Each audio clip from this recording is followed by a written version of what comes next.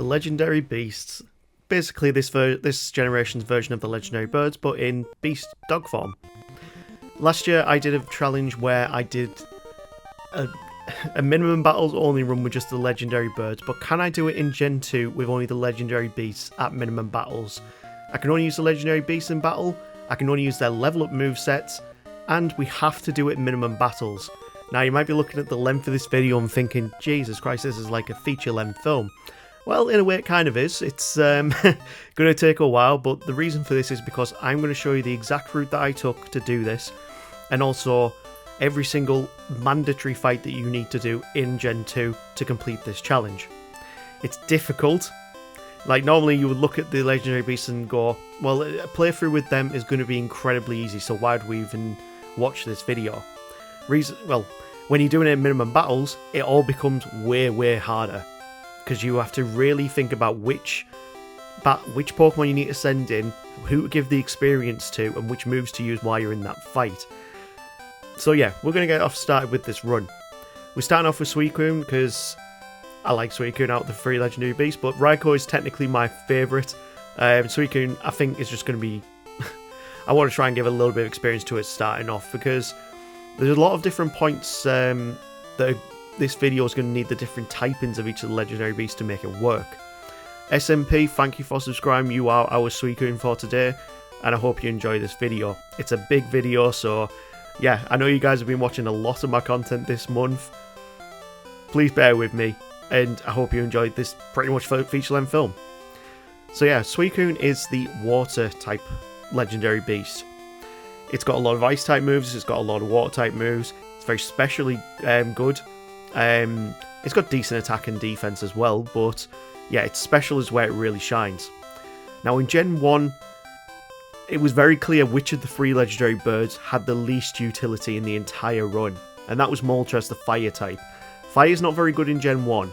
In Gen 2 though, it is actually pretty good to use. Like, Typhlosion is my best starter solo run so far. Entei, fantastic solo run I did with that.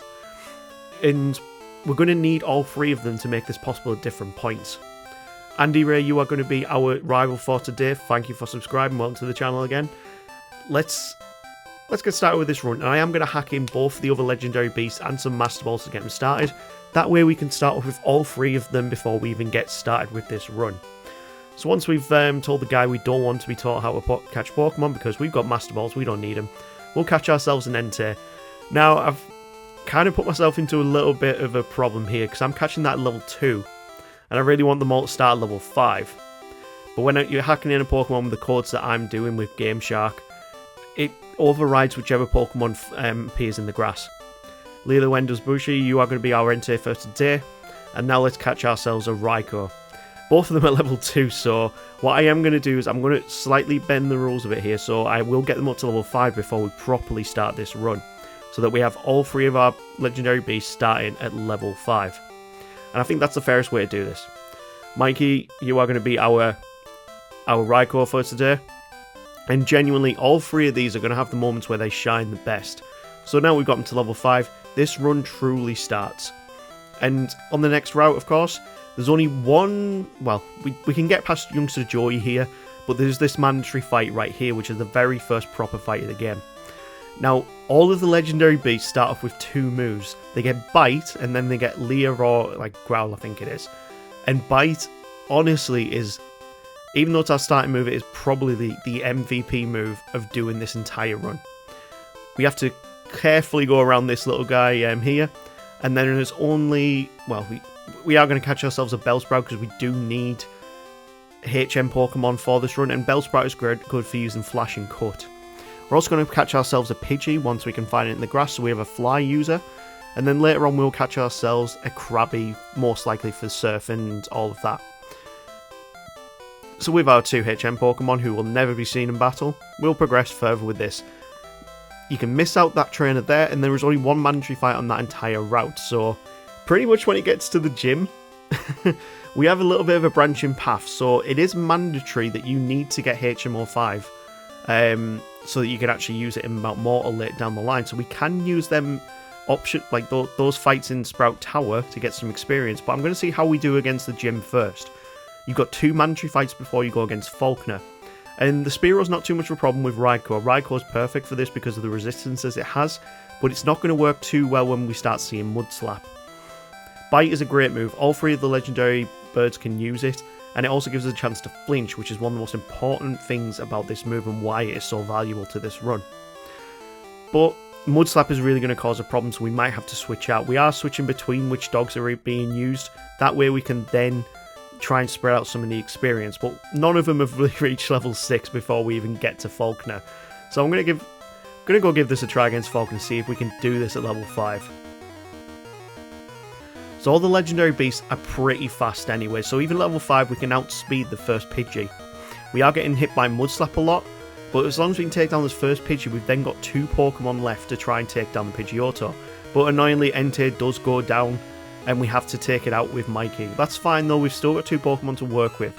But because of the types that we've got, with Raikou being an electric type, Mud Slap is doing super effective damage. But you know what? Even starting off at level 5, this team can still beat Falconer first time.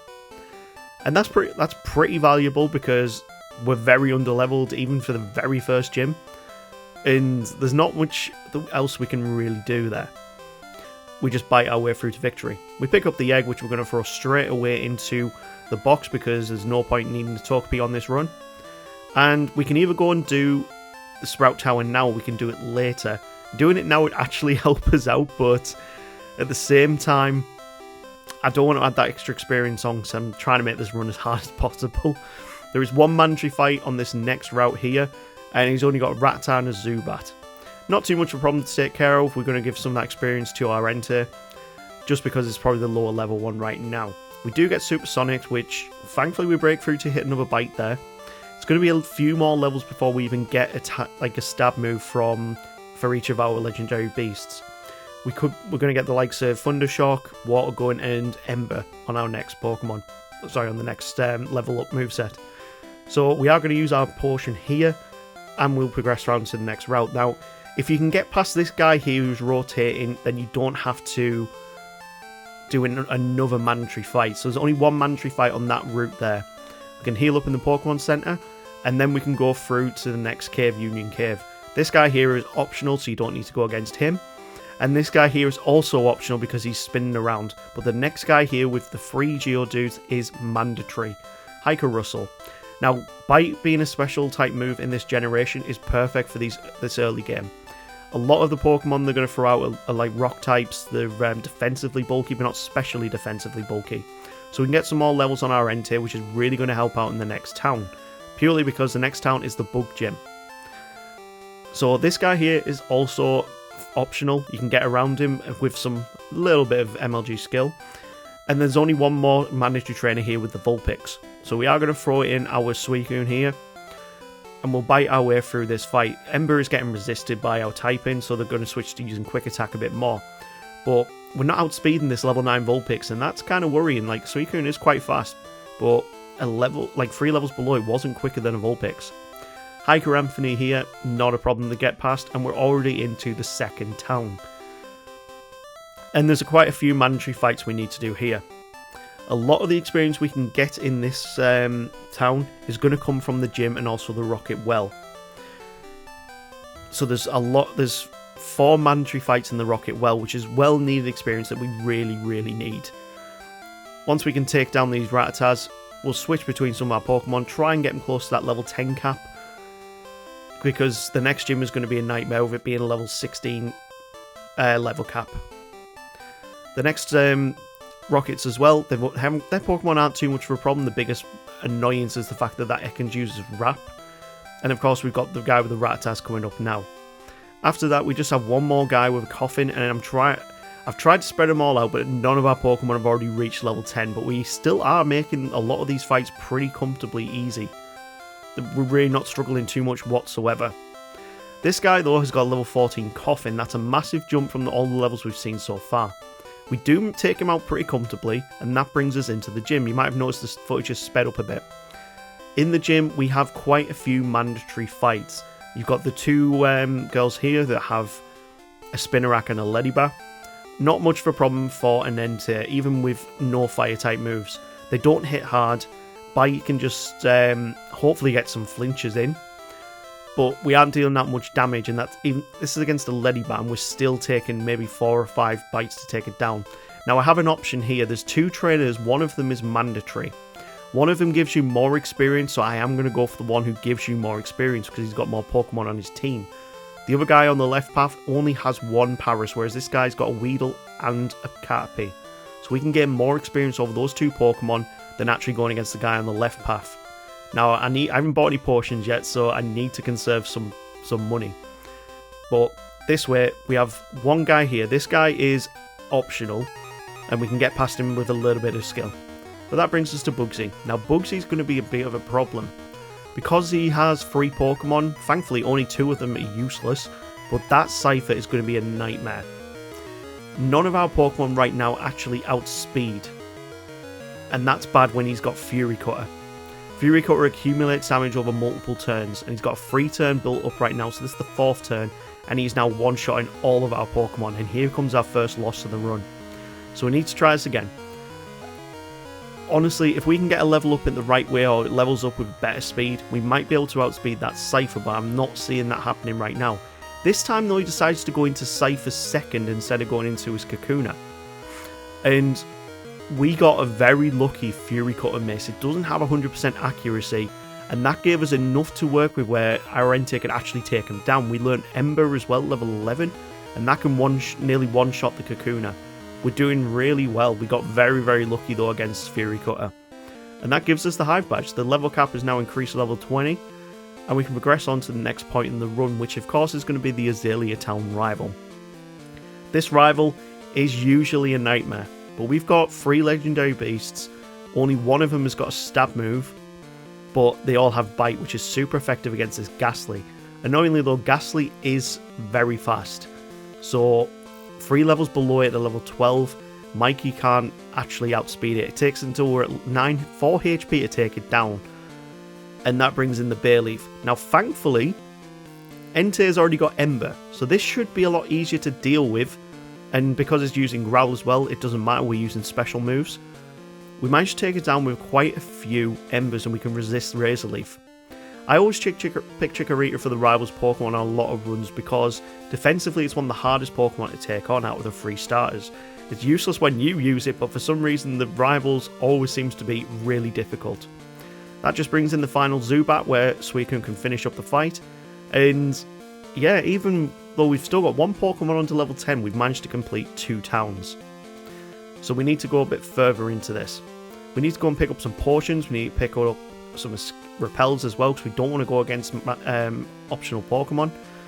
We don't need to catch any other Pokemon apart from maybe a Ride Pokemon later on. We're also not doing this run with any held items, just to make this even harder. If I really can't deal with the later fights in the game, I might take that rule off so that I can actually put on the likes of a Charcoal, a Mystic Water and a Magnet, just to power up those all those stab moves that we have. We pick up HMO 1, which we can give straight away to our Bellsprout. That Bellsprout, honestly, I think Bellsprout might be the best HM user in Gen 2, but it also might be a Krabby because it gets Strength, Surf and Whirlpool. So it gets 1 more HM over the Bellsprout. We forego getting Headbutt because, again, I'm trying to do this with only our level up movesets, and all the trainers here are optional, as long as you can navigate around them. That brings us into Goldenrod. You've got a few things that you need to do here. Of course, you need to go and get the radio card, you need to go and get the bicycle for later when you go into Kanto, and then we can head into the gym. Now, there's only 1 mandatory fight in this gym, and it's the girl with the snubble. And as you can see there, it's twice the level of our Raikou. That's really bad. The level cap has jumped, and so have the levels on the on the trainers that are around. And this makes me even more nervous for going against Whitney, because she's got a level 20 Miltank with Rollout. Whitney is going to be a nightmare for this run. But you'll soon find out how I managed to do this. Not in this attempt though, we get absolutely slapped in this attempt. We've got Pokemon half of her levels. There's not really too much we can do. We can't outspeed, and Rollout starts getting set up. It does miss them, means reset, But then she also has the move Stomp, which doesn't help out as well. Ideally, we're hoping for a burn, but it doesn't happen. Rollout is super effective on our end here.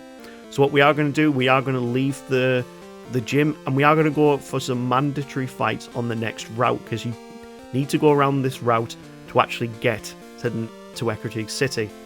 And we're going against every single mandatory fight here before we go back to Goldenrod and go against Whitney. If you've got a problem with the way I'm doing this, well, they are mandatory fights. I will be doing them at some point. I'm just choosing to do them now and open up the paths. These two here are both optional fights. They just spin around a hell of a lot. And the quickest route to get through to Ecruteak City is actually to go through the cut tree here. Now, after this, there are no mandatory fights. So we've done all the mandatory fights that we can do now, and we've got our Pokemon to some different levels. So from here, that's all we can do. There are no more mandatory fights. Or is there? There actually is technically 2 more in Goldenrod for the Underground, but I'm not going to go against them yet. Let's try Whitney one more time. So this time we're going in with a level 10 Suicune, and this one hasn't leveled up from those optional fights, sorry, them mandatory fights. But we get much better luck against the Clefairy. We're now outspeeding it.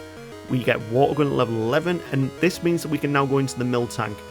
Getting a couple of bites off didn't really work in our favour, but what we can hope for is a paralysis from Thundershock.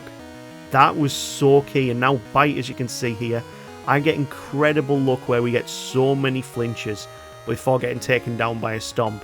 But that might be all we need to get through it with our Entei. Entei can come in, we can hope for more flinch chances as we get them.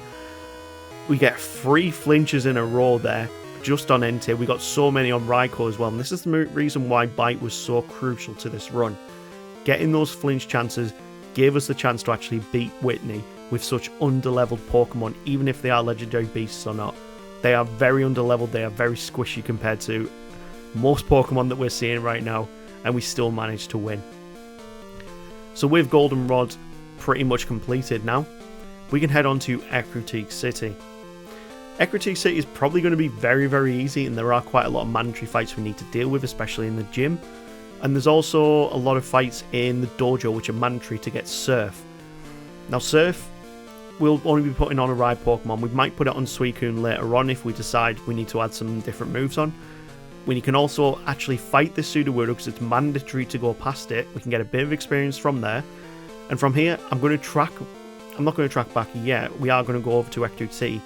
There is Psychic Greg here who is mandatory, and I love smashing Psychic Greg's face in. He is my absolute rival in all of the Gen 2 videos, because his Drowsy can be very annoying with Hypnosis and Dream Eater, as you can see right here.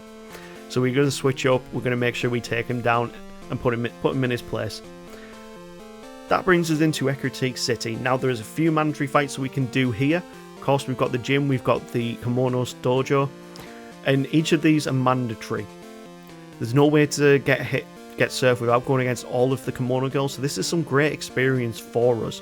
And because it's all the evolutions, we can change up which Pokemon get that experience based on who's going to be better suited for that fight. We go against the Flareon with our Suicune. We switch Mikey in to go against the Vaporeon. And of course we're going to switch Mikey in as well to go against Espeon because he's on the lowest level right now. And as I found out with the Legendary Birds video last year, trying to pick and choose which Pokemon's going to be the most useful at the right time is sometimes a double-edged sword. I could have put every single point of experience into just one of the legendary beasts, because it could probably solo the game at minimum battles anyway. But that's not the point of this video. We're trying to use all 3 of them at the same time and spread it out. And we probably will get to a point where one of the legendary beasts starts gaining more levels over the others just based on the fights coming up. But I still think that this is doable at this stage. We're only level 13, 14. We haven't even gone against the 4th gym, whose level cap is up at level 25. So pretty much already halfway through the game, their level caps are twice of what we've got. We're trying to get some more experience on our Suicune here just because we want to get some more speed on it. Entei seems to have so far been the most reliable just for the first couple of gyms. But when we switch back in, we just want to get more experience on all of them. And we get about 350 experience per evolution here. We switch in our final Entei for the final Jolteon just to get some last minute experience on it. And technically I could go do the mandatory trainers on the next route as if you go into Olivine City. There are maybe one that's mandatory. I don't know if you can actually get through it without actually you might be able to get through that route without taking any mandatory fights. But all the fights in Morty's gym are mandatory as well, and they can yield a lot of experience. What makes this a lot easier, because we all have the move Bite, every single Ghastly will go down to 1 or 2 hits. So I can really prioritise which Pokemon I bring in and give them experience to. We get Suicune up to level 15, and now we're one-shotting the level 16 Ghastlies, which is perfect. We get up to level 16 before the end of this fight, and just one fight alone there, that gave us 2 levels of experience. So I'm going to switch up to one of the other ones now. This guy's got a Haunter, and it's a 2-shot on it, so we get up to level 15, and the second Haunter comes out. We are doing over half damage on it now, which is good to see, and we're nearly at level 16. The third person here, if I'm right, only has 1 Haunter at the level 20 or 22. 22. We're going to bring in Lilo Wendo's Bushi, and we get Cursed, but it's fine. It's only 1 Pokemon. We've put them on the cusp of level 16. And the final medium here has got a couple of Pokemon we can spread out between the 3 of them. So we're probably going into this multi-fight with all of our Pokemon at level 16, maybe 17, depending on how the rest of this fight goes. Mikey's at level 16, and yeah, we're going to be on around about level 16 for all of our Pokemon here. So we're going to go heal up, then we'll head back in. And Morty is no slouch. His 4 Pokemon are going to be a nightmare to deal with. So Morty, of course, he starts off level 21 Ghastly, which we can 2-shot. We also outspeed them now with the level up we've been doing, but we don't outspeed the Haunter. It's got better speed. We get down to low HP because of Nightshade, but then we get put to sleep. Now, the worst thing that could happen there is they use Dream Eater, but we can sack it off to bring in a safe switch. And then comes the Gengar. The Gengar is the big problem. If you get hit by Hypnosis and then Dream Eated, oh, it's really hard to get around. Thankfully, Mikey clutches up and doesn't get hit by Hypnosis. So from here, there's only 1 Pokemon left, and it's going to be quite an easy sweep from here. And that's a first time win against Morty with an incredibly under-leveled team for this point in the game. I'm quite happy with the progress we're making so far. To be honest, I'm probably making this video look very, very easy, but it's not. The next route, of course, we're going to try and get through here without going against any optional battles. There's a Magnemite there that wanted to try and become our friend, but we don't want it to. Now here, this is where I thought there would be mandatory fights, but technically not. If you go off this ledge here and then go through the grass, you get through that route without going against any other trainer. So, yeah, we need to now go up the lighthouse. We can pick ourselves up a good rod here, which is going to get ourselves our surfing Pokemon. And ideally we want a Krabby because it then also has Surf. We don't want Magikarp, and it takes us a while to actually find one, because Magikarps just keep showing up. Sometimes I get a Krabby first time round, sometimes I don't, but always in this area here you can usually find a Krabby pretty quickly. There we go, there's our Krabby. I am going to use a Master Ball just to make this a bit quicker, and we'll progress into the lighthouse. Now the lighthouse is great for us because there are mandatory fights here. You can't do Jasmine's side quest without getting to the top, so the mandatory fights in here we definitely need the experience from. The Noctowl is a bit of an annoyance. It's quite bulky for some of our moves, so we're going to switch into our Raikou and use Thundershock. Thundershock here, sweeping through the fight, we don't worry too much. And we can skip past this guy here. This guy here is also optional. This guy here though is mandatory. He's got a Growlithe. I mean, he might have 2 Growlithes actually. So we're going to start off with oh wow, that's going to be a problem. We've roared. Oh my god, he's roared out. This is bad because this technically means that there's experience spread between that Krabby and that Pidgey now. But we didn't use any moves to attack him. It's just annoying that we now lost crucial experience that we needed because of Roar. It's really annoying. And if you didn't know, in later games as well, when you're trying to catch the legendary dogs, this girl here is also mandatory. I'm going to switch Mikey in. I think she's got water type Pokemon. Yeah, she's got a Marl, so we switch in our Raikou, Thundershock it into the grave. Yeah, in later generations, the legendary beasts were some of the hardest Pokemon to catch because of a number of reasons.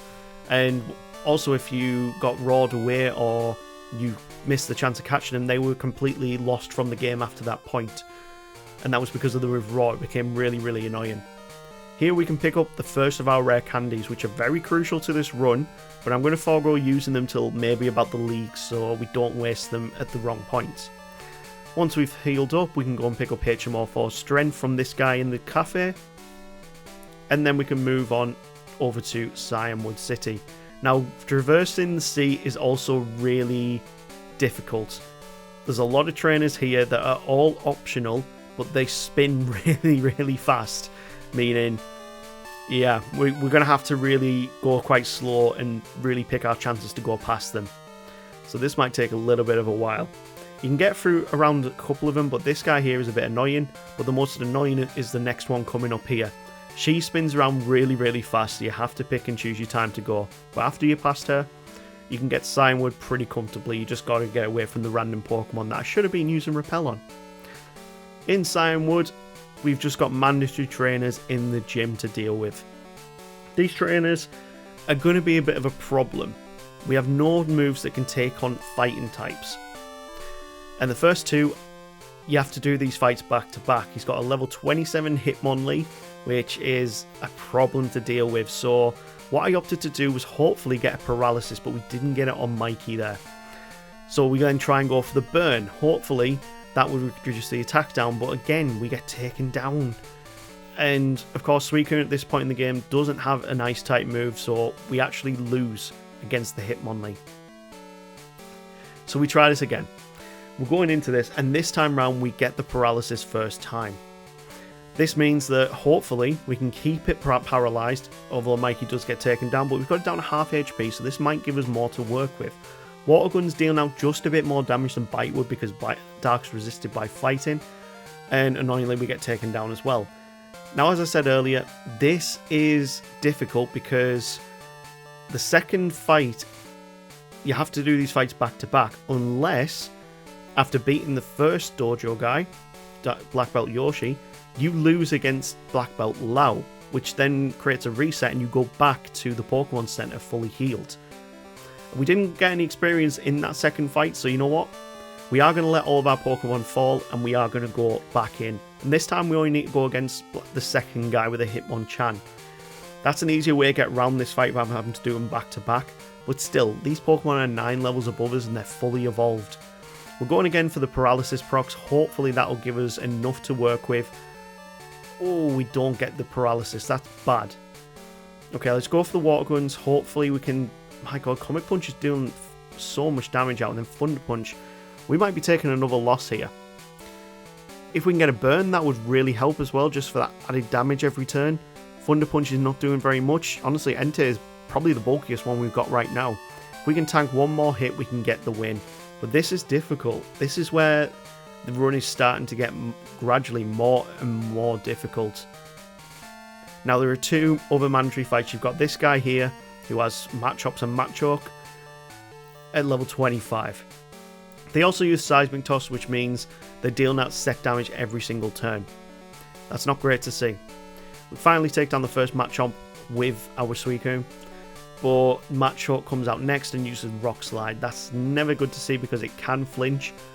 We managed to take it down to half HP before getting taken down by Seismic Toss, and then we bring in our Entei again. If we can get a burn, that would be perfect, but we are looking pretty bad here and we'd actually take another loss. Not great. Hopefully we can get paralysis this time round. Mikey is probably the best lead that we have because he's the only one who can actually get paralysis out. And if you can get paralysis off, that makes the whole run, well, the whole attempt that much easier. This time round, we're going to use Ember. We get the burn first time and you can see the massive difference in that damage. Like, massive difference in the amount of damage we took there. So, we do lose our Entei in this attempt, but that leaves one more Pokemon we can deal with. So we have got it burnt, so it's not doing that as much damage. We can Water Gun and then chip away at it while the burn also works as well. That's how we get around this fight. So one more mandatory fight before we go against Chuck. Chuck is gonna be difficult. Not for his Poliwrath, because we can deal with that with Raikou. It's the Primeape that I'm worried about, because that thing can hit hard. And we'll get a little taste of that in this fight here, where we go against a guy with Mankeys and a Primeape himself. We don't even manage to take down the first Mankey alone. So we have to rely on Suicune to clean up. And he's still got 2 more Pokemon, so we need to be dealing out some critical hits here, which we're not seeming to get very often. We can't use Bite to inflict flinch chances because it's going to do barely any damage. And now it's all on it's all on Entei again. Primeape puts itself into rage, which increases its attack again. Honestly, the Cianwood Gym became an absolute nightmare to deal with. We had nothing to deal with it, and there's no more unless we went all the way back to Violet City to go up Sprout Tower. There's no more mandatory fights that we can go and do at this stage. Although we could go over to the Lake of Rage early and do the mandatory fights there. I don't really want to. I want to save them for after maybe going against Jasmine.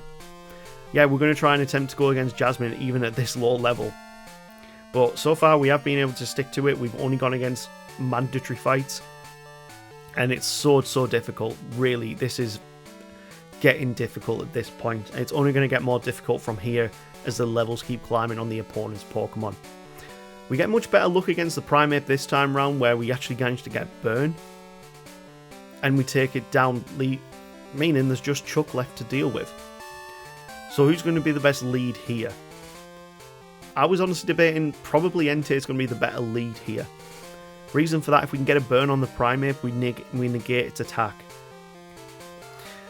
But this is still going to be a difficult one. Suicune, with only having Water Gun and Bite, it's not going to be all too useful. So let's see how we do. Of course, we've started off with Entei. We're going to try for the Burn. Hopefully that happens first turn. Okay, my luck's starting to turn around a bit. That's really going to help us out because it cuts their attack in half. And possibly we might be able to take out the Primeape with just Entei alone. If we can... Oh, we can't. Okay, let's bring in Suicune just to clean up again. And that gives us a good resistance for when the Primeape comes out. I'm sorry, the Poliwrath comes out, because then it's not going to use Surf on us.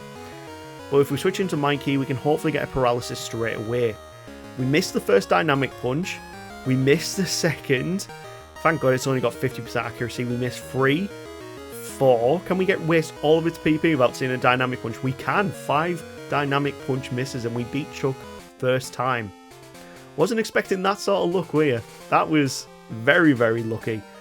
Dynamic Punch only has 50% accuracy, so to be fair, seeing it miss 5 times, not as uncommon as you think. With that though, we have now picked up the HM for Fly, and we can go all the way back to Olivine City. And we can either go against Jasmine straight away, or we can go over to Mahogany Town. Well, we need to do that after we've gone up the lighthouse again. We need to make sure we don't go against any optional trainers. And yeah, Jasmine's going to be a weird one. We don't have great fire moves to work with, but we do have Ember and we do have Water Gun. So at least we've got 2 super effective moves. Bite as well, if we can outspeed her Magnemites and Steelix, which we should do even at this low level. We might be able to flinch them to just chip away at the HP. Let's see how we do. Now the worst thing about this fight is the Magnemites love to use Thunder Wave. And it hits 75% of the time. As soon as you are paralysed, you might as well reset in this attempt. Because Bite is doing barely anything whatsoever. Even our Raikou can get paralysed by Thunder Wave. It's really annoying. Thunder Wave is doing tons of damage and we might get swept by just 1 Magnemite here. We might have to come back after a few more levels because, yeah, we're getting absolutely just decimated here. I decided to try one more time though. So this time round, Supersonic doesn't hit. It's only got 55% accuracy. Thunder Wave then doesn't hit as well and we take down the first Magnemite. Then she brings in Steelix. Now I'm not 100% playing on set mode here. We also get a burn on the Steelix very early, which is incredibly lucky. Like, that is absolute perfect luck, and you can see there Rook Throw is doing barely any damage now. One more will take us out if we get hit. Oh, only just surviving it. We managed to nearly take down that Steelix and a Magnemite with just our Entei. Suicune comes in to clean up and get the experience in another level, and then we switch into Mikey. Yes, we can't do very much with either Bite or Thundershock, but still, Bite has the flinch chance, which we get 3 times in a row before a Thunderbolt hits us. Thunder Wave then hits, and this is looking pretty bad. It's all on Suicune here now. Can we get another Bite flinch? We can! Can Water Gun take out from here? We can. Legendary beats. Beat Jasmine around level 20. That is really impressive, if I must say so myself. Like, we've still got one Pokemon at level 19, and we've just beat the 6th gym. We've gone in gym order here, and we've just beaten the 6th gym, Jasmine, who is normally a really tough fight. This is... honestly, I'm very impressed with myself here. This now means we can go up to the Lake of Rage, and there is technically one mandatory fight that you can do here, and it is against the Nidoking guy right here. You can't get past him without having to go against him. I think you can't anyway. You might be able to surf up the left-hand side, but then that possibly puts you against the Gyarados trainer. But beating him, that means we can then progress up to go against the Red Gyarados. Now, like the Sudowoodo earlier, I'm classing this as a mandatory fight, so I can get the experience from this if I want to. If you don't like that, let me know down in the comments, but the run's here done. We get taken down pretty quickly by this Gyarados, but thankfully it used Thrash and put itself into confusion. Me and Entei can come in and clean up, and we also find a normal Gyarados. That leads us to talking to Lance, and Lance will start off the Rocket side quest, which is perfect timing, because now we really need the experience for the late game, and there's a lot of mandatory fights in the Rocket side quest. He Hyper Beams a guy into the wall, and we progress down here. Now there's 2 mandatory fights at this switch here. They don't have many Pokemon, and you don't get too much experience from them, but all experience is welcome here from when you have such little to work with. Both his Pokemon can be taken down by Raikou pretty comfortably, and even though it's the lowest level, I can't decide yet who's the least useful out of the 3 at this point in the game. None of them have really learned any moves, because they learn moves I think every 10 levels. So at level 21, I think they learn a new move. So, Mikey manages to get through both grunts and doesn't even earn a level. You can then go down here and turn off the switch, meaning there's only going to be one more mandatory fight before you get through to the next section. This guy's got 3 Magnemites. Thankfully we can take him out with Entei, but we do get confused and we start taking on quite a lot of damage very quickly. As soon as you're confused or paralysed, it becomes way harder. We managed to take down 2 Magnemites, but thankfully there is a free heal coming up with Lance after this next section. Once we switch off the alarms via that computer, we can pick ourselves up a Hyper Potion, very well needed. And we can also pick up a Nugget, which we can sell. If you go down here, Lance will heal you up. That then brings us to another mandatory fight here. You can't get past this guy without fighting him. So we're going to bring in our Entei to get some more experience against Venonats, because it's super effective. He's also... the next guy you see just on the next hallway here, he is technically optional, but you need to go above and round him to get through. Lance then tells us that we need to go and get 2 passwords, and that gives us 4 mandatory fights here. We have to go against the scientist who's blocking off the first password, and we get self-destructed, which is just not what we want to see. Oh, great. Roar is the move that get at level 21, and that is completely useless to us. It's decent and competitive because you can actually switch out opponents' Pokemon once they've set up, but in a playthrough, Roar really doesn't have much utility apart from getting random Pokemon out the way. Yeah, in a playthrough, Roar is pretty useless, but in competitive, it actually has a use. I think Entei is definitely our MVP Pokemon so far, which is a big step up from... oh, we forgot the password. Big step up from Moltres, who was the weakest Pokemon in Gen 1 for this exact challenge that we did there. We do take a loss against the Ditto of all things because of poison damage, and then he transforms into Raikou, and I actually thought we might have actually lost that fight there if we got the wrong look. So here is the 4th guy, the 4th mandatory fight here, and this guy gives us the 2nd password to get through to the next door. We managed to take him down pretty quickly with Mikey, but we do need to go and heal up, so we are going to have to leave and go and do that. We've got both passwords. but we need to go back and heal up. Thankfully, this little teleport gets you back to the surface pretty quickly. Heal up, and we'll head down again. There's going to be 2 more mandatory fights before we need to go against the executives at the end. So once we've taken the exact same route back, the switches don't reset as you leave. They stay switched off. We navigate around this guy again. We go up the side path, grab a protein, which is going to be very useful as well. And this guy is mandatory. You can't get past this little bit without going against him. We give some more experience to our enter. And I mean, come on. If you were doing this run minimum battles with any sort of team, this is sort of the level I would actually expect you to be at. Maybe in the high 20s, but nowhere near as low as the low 20s. We do have a low level up group. That brings us to the first of the 2 executives. This guy's got a Zubat, which we take down pretty comfortably with our Thunder Shocks. Raticate, which does have Hyper Fang, which is very scary to see because it does tons of damage, especially after a Tail Whip. But we take it down, and we're nearly at level 21 with our Raikou. Coughing, not too much of a problem, but Sludge does hit hard, so we have to bring in our Suicune to clean up the fight again. I think Suicune's got more experience from cleaning up fights after the other 2 have done more work than anything. It's not really done too much on its own. Pick up the password Hail Giovanni, and there's just 1 more mandatory fight before this part of the Rocket side quest is completed. We are going to go heal up first, just because we need it. I completely forget to buy potions when I do runs. And from here, we can go back and fight the final executive. There's also 3 mandatory electrodes that you need to fight in here as well. But you can only do that after beating this executive. Big problem about those electrodes, they can all use self-destruct. So, as long as we don't lose all our Pokemon, we should be fine.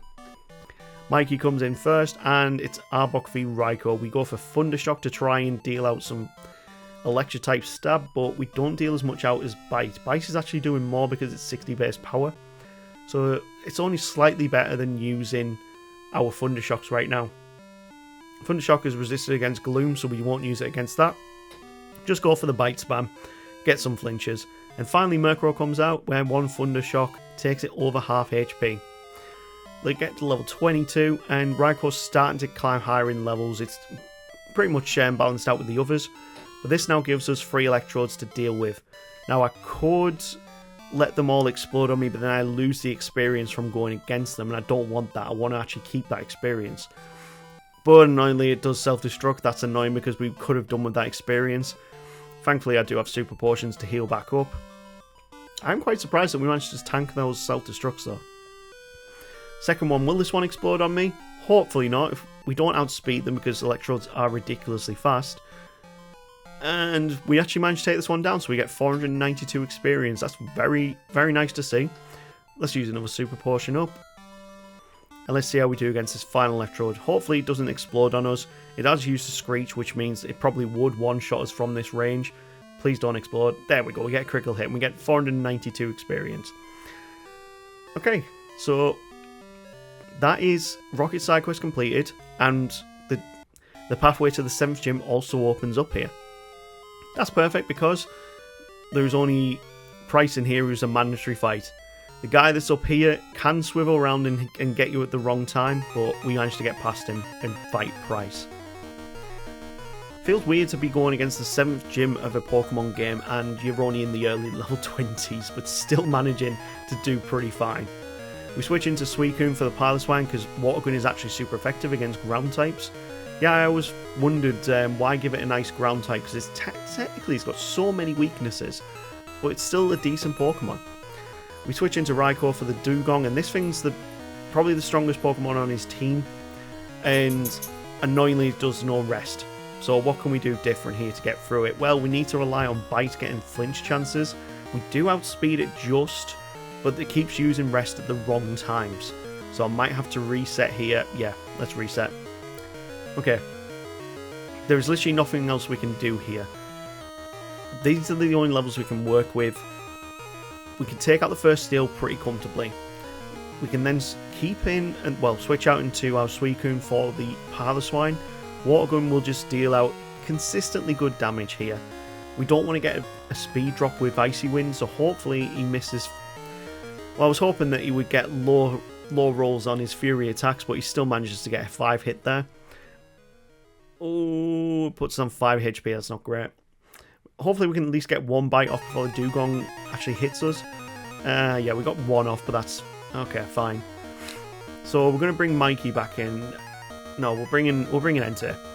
We can either get a burn or we can get flinches with this Pokemon, so that's what I'm hoping for. We can get flinches.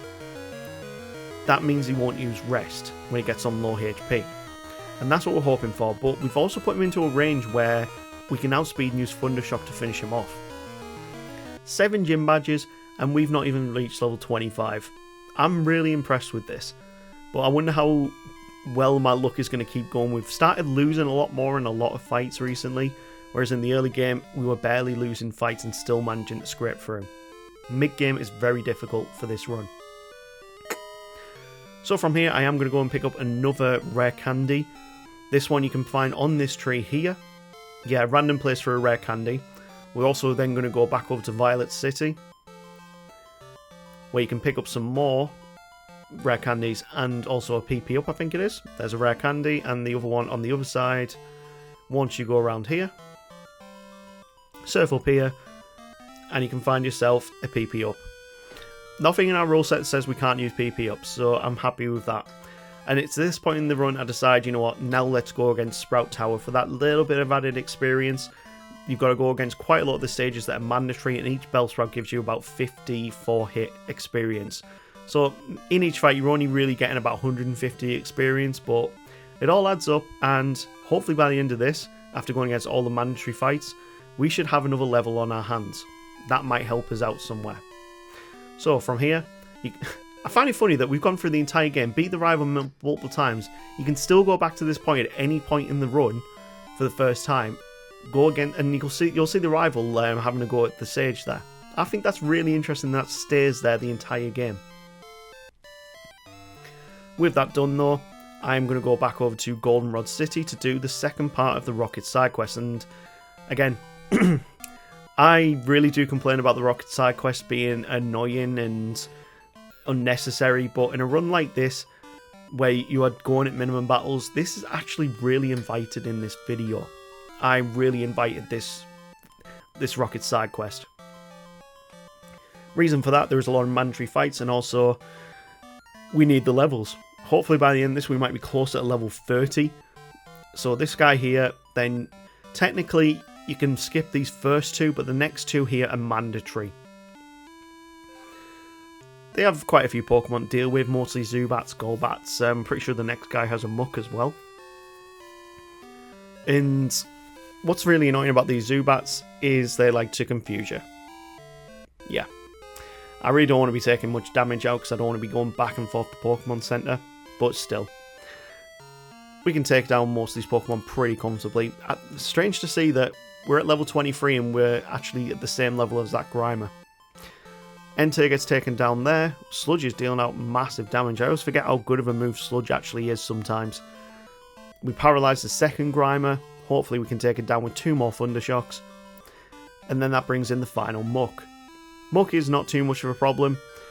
It'll pound us, it'll try and use Sludge, but it's not too much of a problem. You can use Bite or Thundershock to get through. But it gives you a lot of experience, which we desperately needed. Now I am going to go back out and heal up, because I don't want to waste all my potions right now. I haven't actually been and collected more potions for quite a while. Now here's an interesting one. Technically only 2 of these guys are mandatory. This guy we're going against right now with the Magnemites, you either fight him now or you fight him later when trying to get back out the building. And I decided to go against him now for some more experience, because they've got the Rocket Executive coming up soon, who has the 6 Pokemon on his team, 5 of them coughing and 1 of them wheezing. And he's a bit of a problem. They can all explode, they can all use Sludge, they can all poison you. Yeah, it's kind of annoying, but this guy as well is also quite annoying as well. Magnemites are very infuriating in this generation. With him gaining that Steel type, yeah, they're just really, really annoying. You might have noticed we haven't been using Suicune all too much recently. We've only having Water Gun and Bite. It hasn't been all too useful recently, and it doesn't even tank a Self-Destruct. So we need to go back to the Pokemon Center once again. I really should stack a few more potions on in my bag before going and do some of these runs. Now we go against the one guy here who is also mandatory to get up the stairs. We're going to go back in with Suicune and hopefully get up to level 23. And then that brings in Grimer. Grimer goes for Minimize, which isn't always great to see, and then we get disabled, so we have to rely on Water Gun. Thankfully he takes it out. We bring in Zubat. And then get Leech Life, which is not a problem for us. This Zubat can do nothing against Suicune. I will say though, Suicune, even though level 23, is already showing his bulk. Like, barely any damage gets done to it. I mean, we did get self-destructed. We can get past this guy here pretty comfortably, but this last guy with a Porygon is mandatory. Porygon level 30 though is going to give us quite a bit of experience, so we definitely want to try and beat that. We might go to level 24 with Suicune if we do that. But what's annoying about this fight is that Porygon likes to use Conversion, which changes its type based on either what move you last used or what move is best suited to resist a move. We get taken down by it with Tri-Attack and have to switch into our Entei. Yeah, Entei I would say has definitely been the most reliable up to this point. Quite impressive it. We go back to the Pokemon Center one more time, and then we have the fight with the Rocket Executive with 5 Coffins and 1 Weezing. It's a very weird team makeup. I wonder if you'd actually be able to do a run with this team anyway. 5 Coffins and 1 Weezing, would that even be possible? So, we take down the first Coffin pretty comfortably. All of them are level 30 or higher, but 2 bites seems to be taking them down pretty comfortably. We get up to level 24 with Suicune, and then this one here decides it needs 3 bites. Very weird. Sludge starts taking down our HP, but we've taken out half the team with just one of our Pokemon. This final Sludge puts us on 1 HP, we get a flinch and a second bite, third before a tackle takes us down. We're all now on level 24. His ace is 8 levels above us. We take that Weezing down and we've not seen a self-destruct yet. We don't want to see him because we've only got 2 Pokemon to work with, but Sludge does take down Mikey and that brings down into Lilo Bushi. Thankfully, we get some bites in. Sludge doesn't do all too much against us, and we get the win, bringing us to level 25 with Entei. So there's a lot of mandatory fights that we need to do there, and there's even more coming up now. Earlier on in the video, I did say there were 2 more mandatory fights in Goldenrod that we could have done earlier, but I've left them for now, just because we don't get much experience from them, and it might have made some of the fights a bit easier, and I'm trying to make this as hard as possible. These 2 trainers on the Underground are mandatory to get to the Underground rival fight. They're not like hard at all, they're only level 10 Pokemon or below, but still, we even got up a level there. And that brings us into the guy with Magnemites and Voltorbs. This super nerd here is kind of annoying. We actually used Raw to bring in a second Magnemite, that was a misclick. But each Pokemon is giving us around about 133 experience. Now if we got that earlier, we might have got a level up earlier. But 171 there, and the final Voltorb gives us 241, so in that fight alone we could have got around about 800 experience. That definitely would have got us a level earlier on.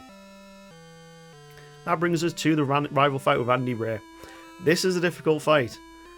He sends out Golbat first, so we send in our Raikou, hoping we get the paralysis, but Thundershock can at least 3-shot it.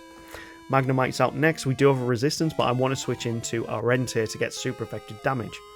Level 25, we just hit 101 HP. That's pretty good. We need that HP for our bulk. We do get paralyzed, but it's not the worst thing in the world.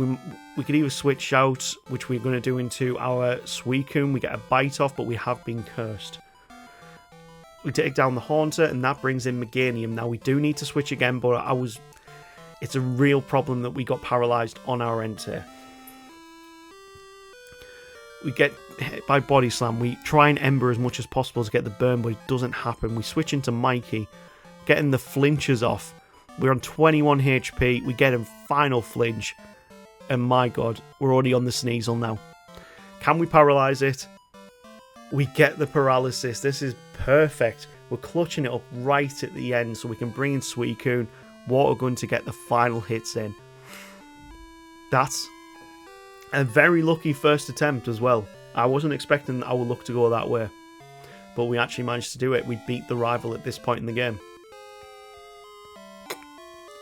So once we go back down there, there's only a couple more mandatory fights. This guy here, all the guys in front of the switches are mandatory fights. You can't get past them to the switches without going against them. Annoyingly, this guy's only got a Rattata. This guy here, though, has got a few more Pokemon to work with. He's got a Muck, who can use Harden. We get a critical hit there. That's very useful. And we're starting to climb up in levels a bit more consistently now. He finally sends out his final Rattata, and a couple of bites take him down. So Mikey nearly gets up to level 27 before we even go up against the third guy here. You've got a mandatory burger to go against there, and then a Rocket team member right at the end before the doors. After this point in the game, though, there aren't many more mandatory fights. So by the time we even get to the league, we might only be in the very early 30s, and that's really worrying. Considering the Pokemon in the league go up to level 50, yeah, this is where I was really worrying about this run now. Our Suicune's only at level 25. We don't get a new move for any of our Pokemon until level 31. And we're still relying on the likes of Water Gun, Thundershock and Ember. But we're still managing to pull through. Bite has been our MVP move, as I've said multiple times. This guy here is also mandatory. And this is where we get a few more levels on our Suicune. We actually managed to tank the self-destruct there, but he's got 2 more coffins to deal with, and a second self-destruct takes us down. Very annoying, because now we lose that experience that we desperately needed. I could have reset there to get the experience from that fight, but that just seems against the fun of this challenge. This final Rocket here, before you go through the doors, has a Gloom, so it's a perfect Pokemon for our Entei to take on. Second Gloom as well gives you around about 700 experience. That might be enough to level us up here. Oh, only just. We've been poisoned there, so we are going to use this full heal that's just above her. It's like it was purposely placed there so that you can heal up after being poisoned. But we do need to go and revive Suicune. We might be able to get through the next couple of fights without Suicune though. This trainer here has only got Raticate, and next after this guy is a mandatory fight against the Hyuk guy. Yeah, that's what I call him, the Hyuk guy, because that's how he laughs. He goes Hyuk. Just like Goofy does. I might as well call him the Goofy trainer. Let me know down in the comments for a name for the Goofy trainer. Like if you want to call him the Goofy trainer or the Hyuk guy. I wonder if I can actually do a run as the Hyuk guy. That would be funny. Anyway, he does manage to take down Entei, and that just leaves Mikey on his own here. We need to take out the Weezing, and there's one more mandatory fight after this before we've completed the Rocket side quest on the Underground, but we do get taken down by self-destruct, so wow, the Hyuk guy actually took us down. And what I didn't realise is, until you've actually got the director safe, you can't go up through the Golden Red department store, so you have to do this section all over again. But finally, we get through there. The final guy here has only got coffins. And yeah, he's only got coffins at level 25. We're actually, for the first time in this run, above a trainer's level, which is very weird to see. We're in the department store now. We've completed this part of the side quest, and there's just the final Rockets at the end of this. So once you go through here, you've got a mandatory fight against this grunt here who doesn't realise that a card key is needed to open this door. He seems very disoriented by you opening that door. It's quite funny dialogue, really. Suicune here is starting to get some more levels that we could have got it in the Underground if it hadn't been exploited on. And then this guy here has a level 36 Golbat. This is the highest level Pokemon we have seen to this point in the run. And it comes to some random grunt with a Golbat. This fight is really difficult if you don't take the right Pokemon with you. Suicune goes down. So we bring in Mikey to get some super effective Thundershocks off. And it's 1,000 odd experience we get just from that one fight. It's crazy amounts that we desperately needed to really put on Suicune there. We've lost quite a lot of fights recently to self-destruct, and we've lost that experience. Next up is the second from Final Executive, the same one that we fought in the Underground in Mahogany Town. She's got pretty much the exact same team, apart from this time she had a Vileplume. But we managed to take down the majority of her Pokemon pretty comfortably. Mikey hits level 28. and then Vileplume comes out, who's a level 32. We managed to get a load of flinches off before Absorbs start hitting us. We miss a Sleep Powder, which is perfect to see, and Mikey actually clutches through and gets the win. Now I am going to go one more time to the Pokemon Center and heal up. And that means we can then progress on to the final guy, which I think is supposed to be Archer or Petrel. I think this might be Archer in the remix. So we're going to go into this with Suicune because it's super effective against Houndour and Houndoom. We can take it down with 2 water guns. Hound is going to bring in Coffin next, so I'm going to switch out. To be honest, I do want to keep Suicune for that Houndoom. We bring in our Entei, bite it a few times. We have been poisoned, which is never great to see. But we do manage to flinch the Coffin. It does take down our Entei, and then we bite it down. So now it's just left for the Houndoom. If we can get a paralysis here, that puts us in a great position. That's all we're hoping for. Feint Attack does massive damage, really. We don't see a paralysis. But we should have done enough where Water Gun can come in twice and get us the win. There we go. We beat a level 35 Houndoom. And that's the Rocket Side Quest completed. There are no more mandatory Rocket Side Quests we can do. And that really limits the amount of mandatory fights that are left. So, what do we do now about levels? We're not even level 30. And we're going to the 8th gym. With a massive level spike where she goes up to level 40 with her Kingdra. This is going to be difficult. So, on this next route here, there is only one mandatory fight. Every other fight here is optional. The only mandatory fight is the Bird Keeper who was just up here. You cannot go around him even at that far ledge. But Bird Keeper Vance has only got a Pidgeotto, which doesn't give him much experience. We'll get our Entei up to level 28, which is always nice to see. And we got a full team of level 28 Legendary Beasts. Hopefully we might get close to level 29 with Mikey, but yeah. The next big point where we can actually get some experience is going to be the Blackthorn Gin. We also pick up HM07, which is Waterfall. We desperately needed that move for HM usage later. In all the one use cases that it actually has. My voice is really starting to go with this video. This video is nearly 2 hours long and I'm doing this audio in just one take. And looking at the timestamp, we're over halfway through, so my voice is really hurting with doing this, so bear with me if I start grunting a bit. We make our way to Blackthorn City, and there are no mandatory fights here apart from in the gym.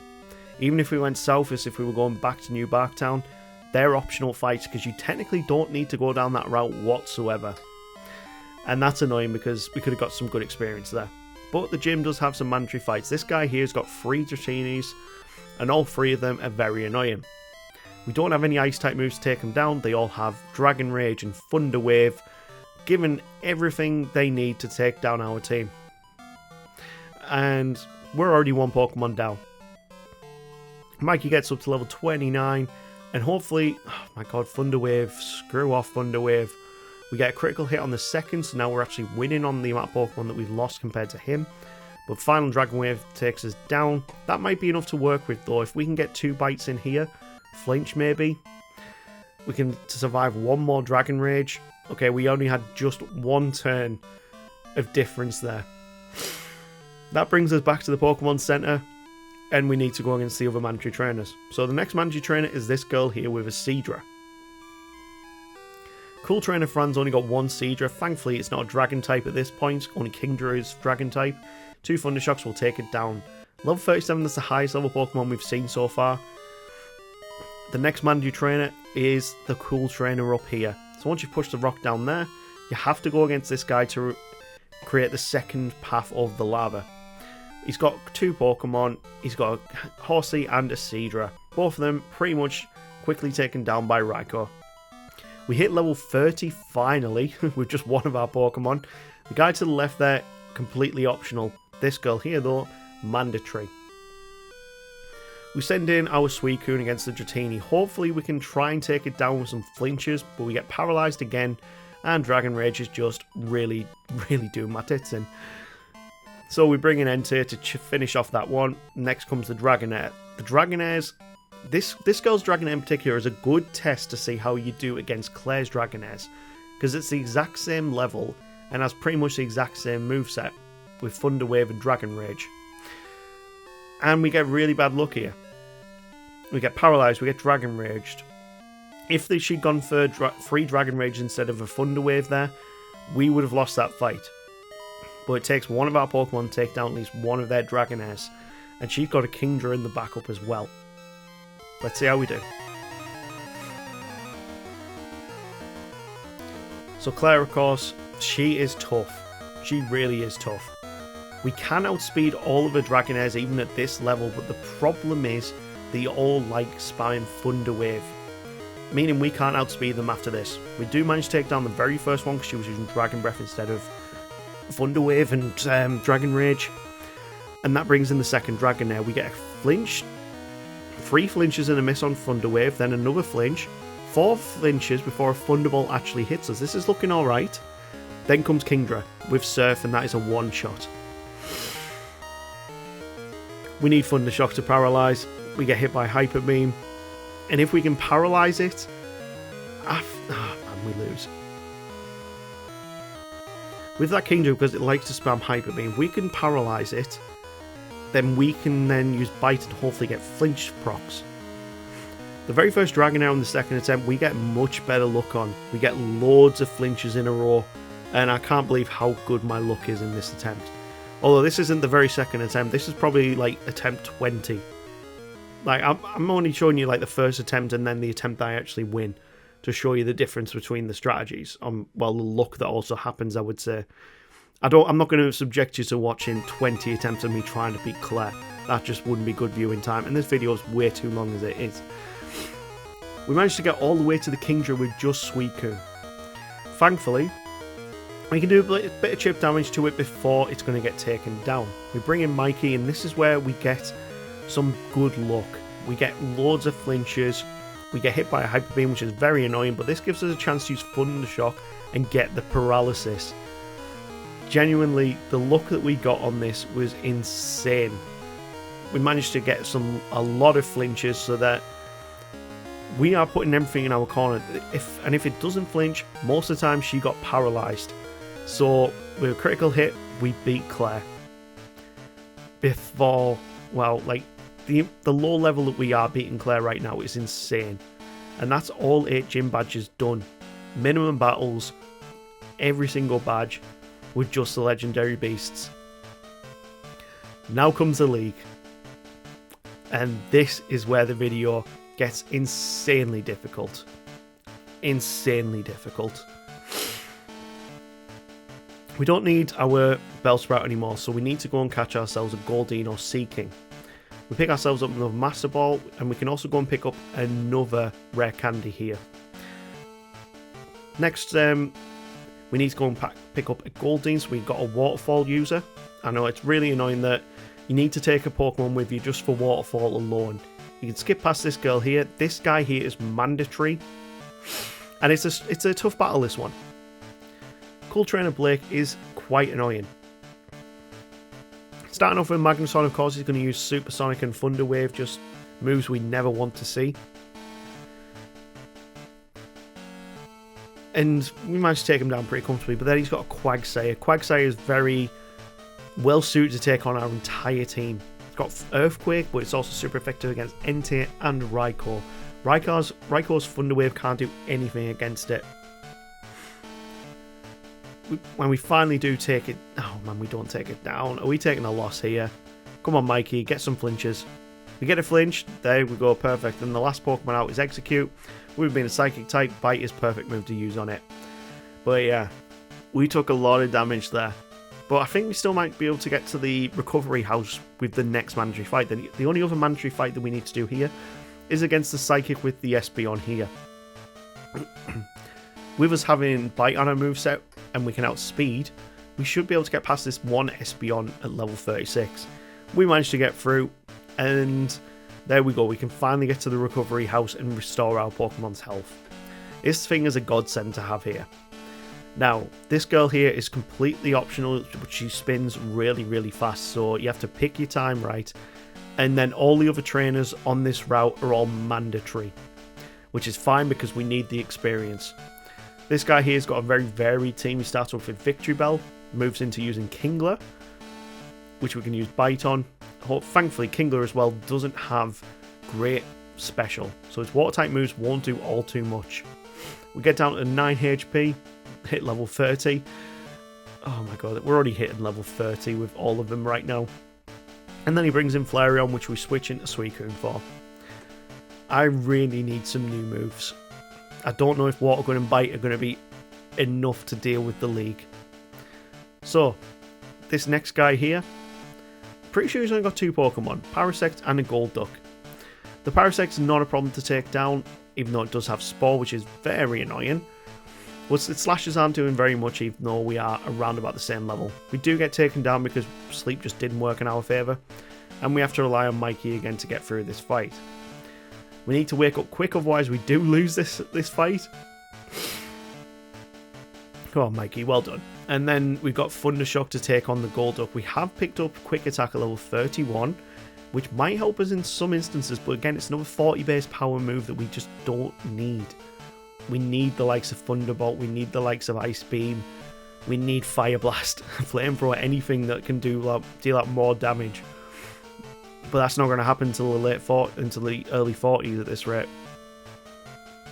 So, last trainer that is mandatory on this route is the Rapidash trainer. Go in with your Entei. It's going to negate them using any fire type moves. They'll just use the likes of Fury Attack or Stomp, and you can get through pretty comfortably.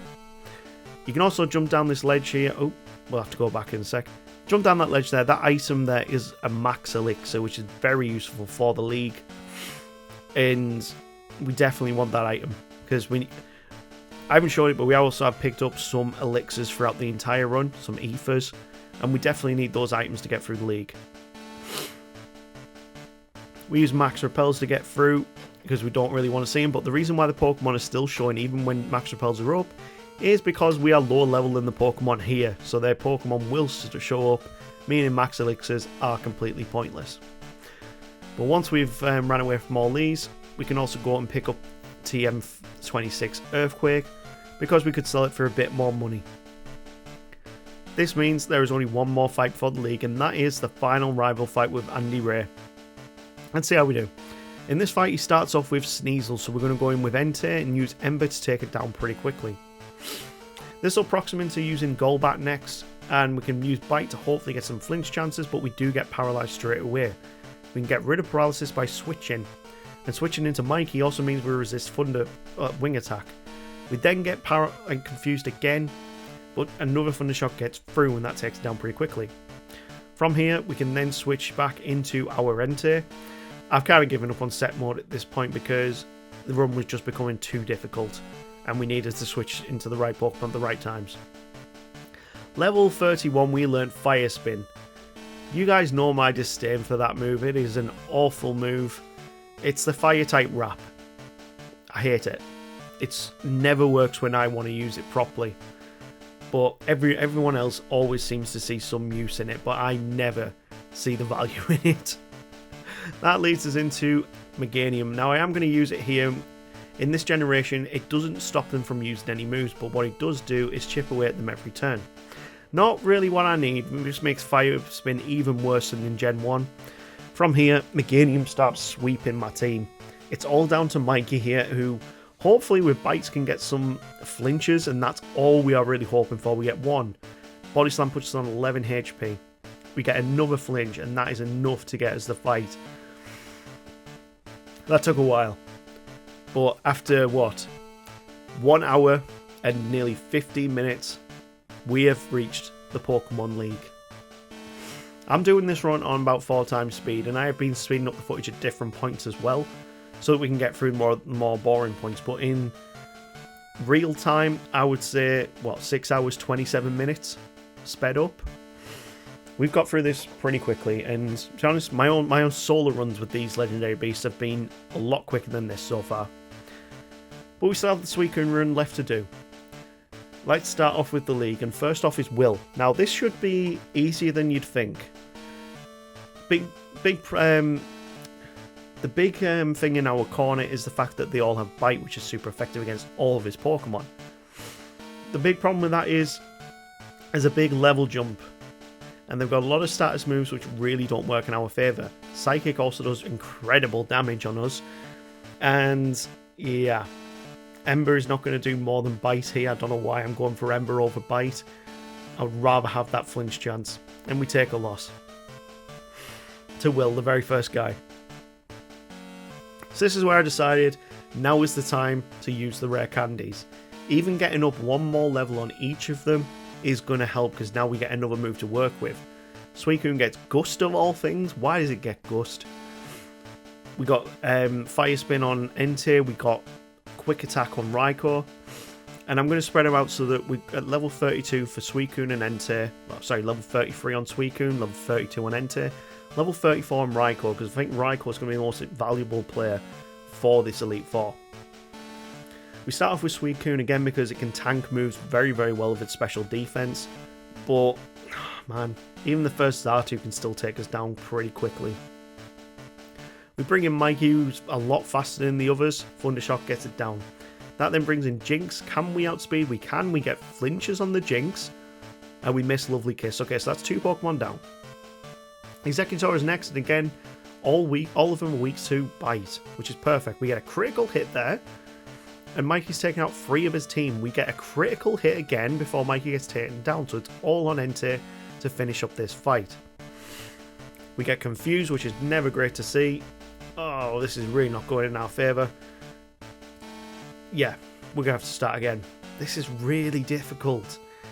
Okay, what can we do differently here to make this work? Nothing. We have to just get lucky. That's it. We just have to get lucky. This time round, Suicune manages to take down that first Xatu. Executor uses the weirdest move set up before then taking us down with Psychic, meaning that Entei can come in, get an Ember off, and I'm really sure I've gone for Bite really to deal out more damage. That then brings in Slowbro, so where we can use Bite again. He flinches and the Reflect fades, so that's fine if we want to use Quick Attack later. And we get ridiculous amounts of flinches in a row before Entei finally gets taken down. That's fine because we know that Mikey can take out quite a lot of the Pokemon pretty easy. We go for Bite on Jinx, we get a flinch, a second flinch. Again, Mikey, again, I definitely said he was going to be the most valuable member of this team for the Elite Four. And it seems that was proven right in the very first fight. We do beat Will and move on to Koga. So Koga is a pretty varied team, but Fire is a very good type to be using in this fight for him. Annoyingly, Ariados does set up a lot of double teams, and then Baton passes into Fortress, which is annoying. He sets up spikes as well, but we take down the Fortress, meaning we've got rid of all those evasion increases from Baton Pass. And then Muck comes out. Muck is very tanky.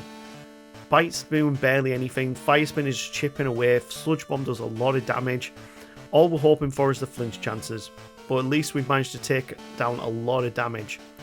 Sludge Bomb takes out our Suicune, and it's all again on Mikey. We get 2 bites in before Ariados comes back in. I really should have got rid of this thing earlier with Entei, but what can you do? Venomoth comes out next, and we get a lot of flinches to try and take it down. But there's still a Crobat to deal with after this, and Crobat is incredibly quick. So yeah, we need to try that again. This time I'm just going hell for leather with the Embers, not going Fire Spin.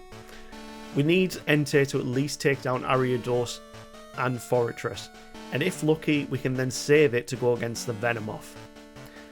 We ideally need Raikou to take down Crobat because with being a flying type as well, it's super effective with its Thunder Shocks. We managed to take down the Fortress, and that brings in Muck, so from here I can either use Fire Spin, keep him with Entei, or I can switch out. We managed to get a bit of Fire Spin damage off, and then we're trying to hope God that we get flinch chances here. It doesn't happen with Entei, and unfortunately it falls, and this is pretty much looking exactly like the first attempt. So we bring in Suicune, hopefully to try and get some more flinches, but it's not happening this time round. I don't know what it is. Sometimes I get so many flinches in a row, and then I don't see it for ridiculous amounts of fights. Mikey manages to get 1 flinch there, bringing it to level 35, and that brings in the Venomoth. It misses its Supersonic. Thundershock also deals out decent damage. It misses its Toxic, and then gets flinched. This Venomoth is having a bad day.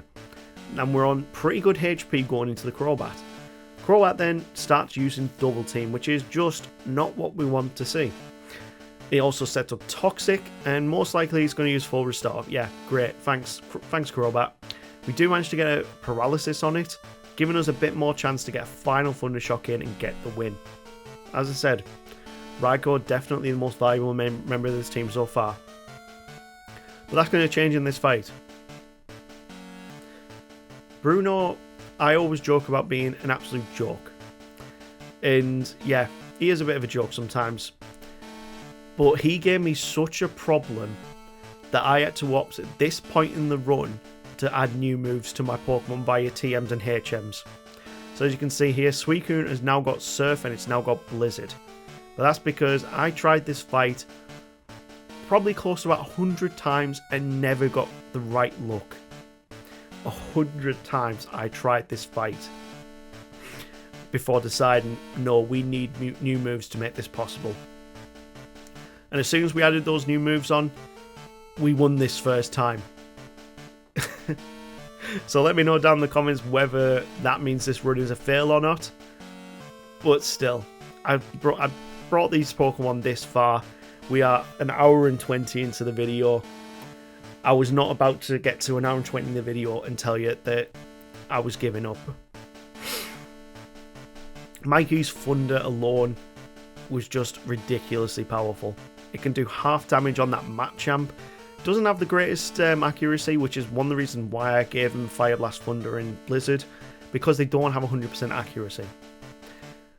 Once beaten Bruno though, we bring ourselves into Karen. And with the new moves that we've got, yeah, it's still not the easiest fight to have because we are so low leveled. We've given Swagger to Entei just because I wanted a cheesy move to go against their Pokemon. It's still not an easy fight. As you can see, the Umbreon's already taken us nearly down to half HP. Hasn't hit itself in confusion until right then. And Faint Attack as well just does decent damage. We use Surf from our Suicune onto Umbreon. And annoyingly, we get confused ourselves. This Umbreon is tearing through my team completely. I might need to hope on a freeze chance from Blizzard at this rate to get through it. Fatal Plume's out next. We go for a Blizzard. Is that a one-shot? No, it does half damage and Petal Dance will take us down. It's all on Mikey here.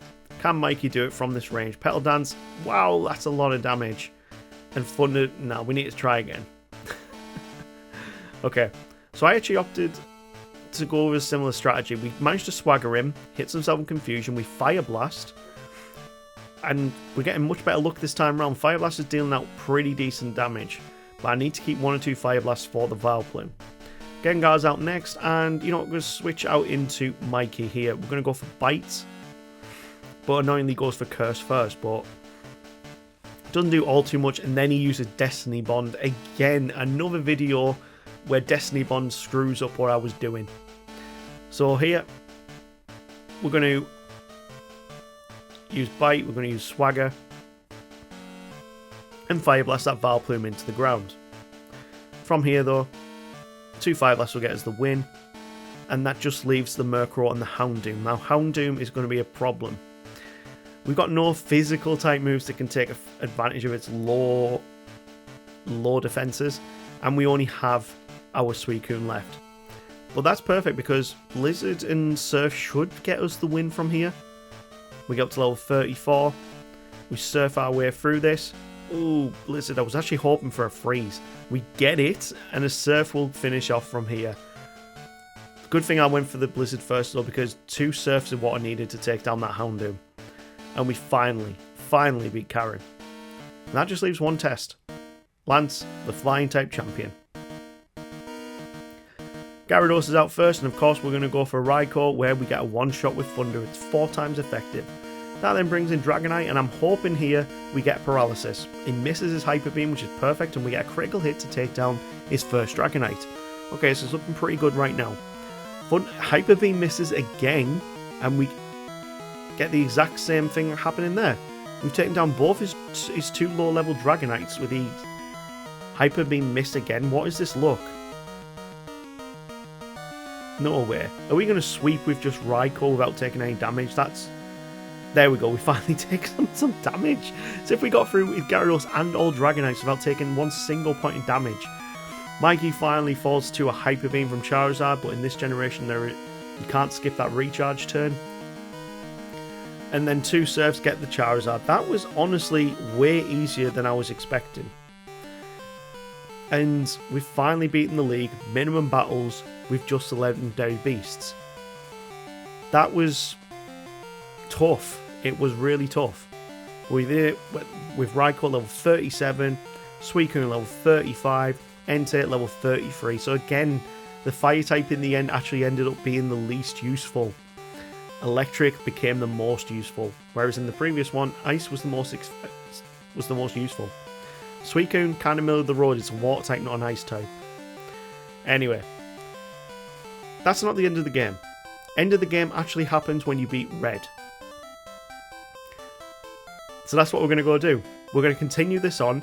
We are massively speeding up the footage because we need to go through Kanto first. And actually, yeah, we need to go through Kanto and then get all of the gym badges there before we can go against Red and see if we can truly complete this run at minimum battles. We have one Sailor on the SSN which we have to go against. Once we've gone through the SSN, we end up in Vermilion City. Vermilion City, there's only one trainer in the gym you need to go against. This guy's only got Pikachus, and it's pretty easy to take down. He's got a Fluffy as well. That then brings us to Surge, and Surge, not really that much of a problem. I've kind of given up on the movesets and that, so I've given Entei Iron Tail to deal with. We also take out the Raichu. Oh my god, are we going to lose against Surge here? Please don't lose against Surge of all people when we just won the league. Come on, surf your way through this. Okay, it's all on Mikey again. We get paralyzed, which is just never great to see. Wow, we actually lose to Surge. I was not expecting that. We've just won the Pokemon League and we just lost to Lieutenant Surge. That is... that is so weird to see. Okay, so when we actually do beat Surge, it came from a lot of bite chances, really. We can use Quick Attack as well to outspeed the Electrode. We need to switch into our Entei for Magneton because it's Steel type. We miss our first Fire Blast, of course we miss it. And yeah, reason why I never usually show the Kanto gym leaders is because they're kind of boring. And when you're doing a solo run, I only really want to show you the most important fights, which of course is going to be blue and red in Kanto. But considering we are doing this on minimum battles, I need to prove to you guys that I have done this on minimum battles. That's the reason why we are showing the Kanto Elite gym leaders at this point. And Surge was a lot more difficult than I was imagining. Like, so much more difficult than I was imagining. Like, his Electabuzz in general was just a nightmare. And we got all the way down to our Suicune again. We go for Blizzard, and it doesn't even one-shot from that range. We managed to still beat him, but took quite a few tries to actually beat Surge. That means then we can speed up the footage again, and we're going to go through to Saffron City, where we're going to go against Sabrina. Now this should be easy with all our Pokemon having Bite on their movesets, but it's annoying when they start using Sand Attack straight away, and then Psychic does over 100 points of damage pretty much. This is never looking good right now. I didn't actually imagine that the gym leaders would be this difficult. Espeon on its own managed to take out over half the team. Mr. Mime comes in, and Mr. Mime, probably the weakest member on her team here, even though it does have Psychic. We managed to take it down with Mikey. Mikey is nearly at level 40 thanks to all this, and then we take a loss. Oh my god. We are just not doing well against these Psychic types here. That doesn't bode well for the later fights. SMP here also manages to take down the Espeon after quite a... Oh my god, it's down to... Mikey, why are you just the best hit on this team right now? Sorry to the other guys, but yeah, Raikou is just far, far superior right now. We managed to again put ourselves in the exact same position where we're against the Alakazam with just our Raikou. I decide this time, let's try a Thunder and see how much that does. We get the Paralysis, and a second Thunder takes it down. So yeah. After this, we've got a few options we can go to. We can go to Cerulean, but I decided to go to Celadon because Erica and Janine, who is down in Fuchsia, is also a lot easier. Plus, Erica's gym's got a lot of mandatory fights that you need to go against to get to her. There's only one that is optional, and that's these next two girls here. You can either go against one of them or two of them, or it's only mandatory to go against one of them. I went against the one that has less Pokemon to deal with. Entei is fantastic for this gym. There's not really much that can stand up to it whatsoever. And from here, we get a very easy win against Erica. Although I did go into this with only 2 Fire Blasts available, and that's my main move that I'm using. So after this I could switch into Suicune, but we do have a type disadvantage, just so we can hit some Blizzards. We try for Fire Spins against Blossom. It does barely any damage because Fire Spin is such a bad move. Honestly, I don't understand why this move is so bad. Remember when the original Charizard came out in TCG? Like the original first edition Charizard base set, and it had 120 power for using Fire Spin. I got the cards before the game, and I remember looking at it and going, Fire Spin is going to be the ultimate move. Then it comes to the game, and it is definitely the worst fire type move available. I hate that. I hate it for that. That actually might be my reason why I don't like Charizard very much. It's because of that. Because I thought Charizard was so cool when I first saw it on TCG, and then Fire Spin actually sucked, and I was just like, no way. I'm not being fooled around like this. Not anymore. We bring ourselves over to Janine's gym, and she is going to be pretty easy to take down. Most of her Pokemon are actually the same level as ours, which is pretty extraordinary. We've managed to get this point in the game, and we are only... she's only going against Pokemon that are our level. From here, we're going to use a few bites to take down the Weezing. Annoyingly, we have been poisoned, of course. Sludge Bomb will take down Entei, but we've still got 2 Pokemon to work with, and Entei was our weakest one out of the 3. Blizzard does over half on Weezing, and that then brings in the final, the Ariados before the final Pokemon. 1 Blizzard's enough to take that down. Venomoth can't do much against us, and we're going to take 2 Blizzards to take it down. That's Janine beaten, and we can only head over to Cerulean City next. Now that's the reason why we need the bike, because otherwise you wouldn't be able to get to Fuchsia. But we can also use Fly to get back. We're also going to open up Lavender Tower so we can fly to that later. Reason for that is once you've completed Cerulean and the side quest there, you go and pick up the expansion card for your Pokegear. Or at least the radio, so you can get past the Snorlax. But Cerulean City has got a lot of mandatory fights to deal with, and that's a good place to get our Pokemon up to near enough level 40. You have to go into the power plant, and there are 4 mandatory fights just on the way there.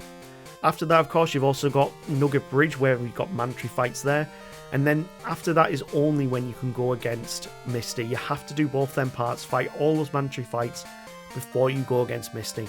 But Misty's gym, you can go around the edge and then go against her straight away. There is no point going against any of the optional fights in her gym because you can skip them anyway. Once we've delivered the machine part back to the power plant, now we can start Nugget Bridge. And it's the 5 Nugget guys that we have to go against. So Dudley is first, and he's got a level 35 Oddish. Who in their right mind would have a level 35 Oddish? Next up, guy with a Wigglytuff. We get disabled. Iron Tail finally takes him down. I also find it good that one's got a Gramble. I like Gramble. Tangler and then Vaporeon and the next one go down very, very easy. Although we do lose Entei in the process. And then we got a back-to-back fight against these guys here. They don't really have very powerful Pokemon, but we can take them down pretty comfortably. This guy's got a Nidoking of all things. This guy actually evolved his Pokemon. And then you got the final girl here before you've got the extra guy who decides he didn't want to play ball really. He just wanted to be cheap and hang out at the end to take you when you are at your lowest. But we healed up and he went down very quickly. This opens up Cerulean Gym and we can go and get ourselves the next badge. As I said, you just go around the side, you surf onto the back of her, and then you fight Misty. Misty is going to be pretty simple, but I'm going to try to take out as many Pokemon as possible with Entei before that happens. I managed to get a burn on the Golduck before Entei falls. Again, Mikey is going to be perfect for this gym. We can thunder our way through, but he's also going to... Hey, we get Spark. That's fine. I'm going to get rid of... should I get rid of Leah or Quick Attack? Actually, Leah might help later, but no, I'm going to get rid of Leah for now. We then switch into our Suicune and go for Surf because it's neutral damage against the Quagsire. Lapras is out next. And we're going to go for the bites. Hopefully we can take Lapras out with Suicune, that'd be good, but they go for Perish Song. Now, if I can play this right, we can get rid of their Lapras, but they also... Oh, wow, we actually got rid of the Lapras. That doesn't usually happen. Usually, they switch out the Lapras before that actually finishes. Wolfglick will be happy because Perish Trap worked, but it worked on their own Pokemon. After we've got the badge there, we can go and get the experience card from the guy in the Lambda Tower Radio Tower. Fight the Snorlax, which we are going to do for some experience because it is level 50. I want that experience. Annoyingly, it does start using Rollout, and that is pretty bad. We get a Flinch to stop it. We can use Bite to stop any Rollout. My god, this Snorlax is tearing through my team. We get a Paralysis on it, and thankfully it didn't use Rest. We got some experience for our Raikou, and we can progress through to Pewter City and go against the Brock. One mandatory fight here against Lightyear's trainer, Camper Jerry, and then we fight Brock himself. Now, Suicune and Raikou are perfect for this. Both of them have got super effective moves against this entire team, so we just sweep through pretty comfortably and switch between the two. Thunder is going to do big damage against Kabutops and Omastar. Rhyhorn we can't do much against that, so we need to switch back into Suicune. And we'll surf our way through that Pokemon. He's got 4 times weakness to it, and it's like a little drop of water completely decimates it. We switch back into Raikou for Omastar, and then switch back into Suicune for the Onix. Very easy fight for these 3 Pokemon. But yeah, we're really not using Entei very much recently, and that's because his usefulness has kind of gone downhill.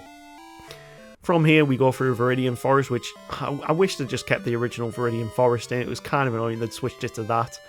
There are 2 optional trainers on this route, and after that, we can just swim down to Cinnabar, dodge all the trainers, talk to Blue, and then head over to the C4 Mines where we can go against Blaine. Suicune is perfect for this fight. Magcargo's 4 times weak to water. We can take it down in one shot, and we can learn Bubble Beam. Why would we learn Bubble Beam now when we've got Surf? We Surf on the Magmar, that's going to be a one-shot hit, and then Rapidash here, again, one-shot hit with Surf. Or can it tank it? It only just tanks it and uses Max Potion, meaning we need to use 2 more Surfs to take it down.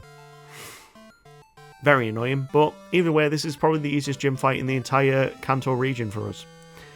And that leaves us with going against Blue, the final gym leader. Now, we're only just breaching level 40 with our team. Entei is still under level 40, Mikey's only 2 levels above it. We really need to pick and choose which Pokemon come in for this. Raikou takes out Pidgeot, Suicune takes out Rhydon. Executor's out next, so we bring in Entei. Can we get a one-shot with Fire Blast, even though it's 20 levels above us? No, we can't, but he goes for a Solar Beam, meaning we get another Fire Blast in for an easy win. Gyarados is next, and it is 16 levels above us, but we can still outspeed it. Thunder takes it out in 1.